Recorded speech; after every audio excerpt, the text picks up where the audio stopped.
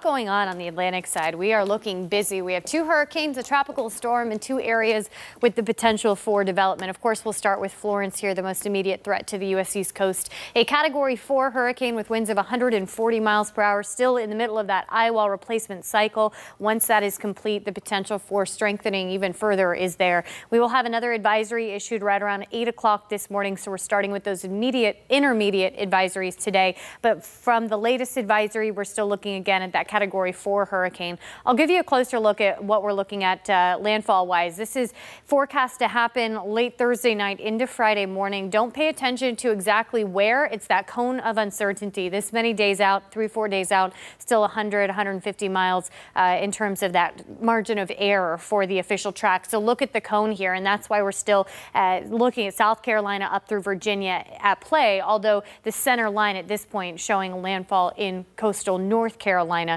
Hurricane watches, storm surge watches have been issued from about Charleston, South Carolina, up through the border of North Carolina and Virginia. I wouldn't be surprised if that is extended further north, considering this track has seen more of an eastward shift in terms of the pattern we're seeing with the latest updates. Again, landfall at this point, the margin of error is going to be 100, 150 miles. But at this point, we are looking at North Carolina kind of in the crosshairs. Now, I want to show you this. Remember, this is one run of one model. It can't be taken as truth. We're looking at more at patterns that develop here. But I want to show you this because it illustrates the problem that we're going to see with Florence.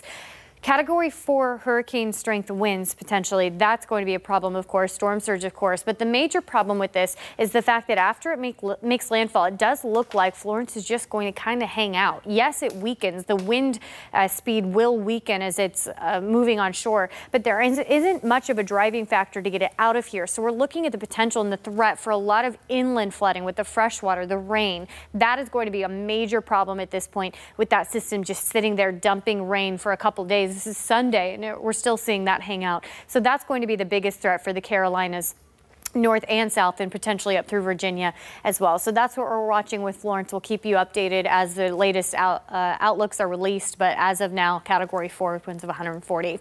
For Isaac, it's weakened to a tropical storm, but we expect it to bounce between 70 and 75 mile per hour winds for the next couple of days. So that'll bounce between a strong tropical storm and a weak hurricane as it approaches the Lesser Antilles into Thursday. What happens after that? There are still a few question marks. A lot of these models indicate a turn toward the north, but at this point, too early to tell exactly where that will end up, and we do expect Isaac to be relatively weak at that point.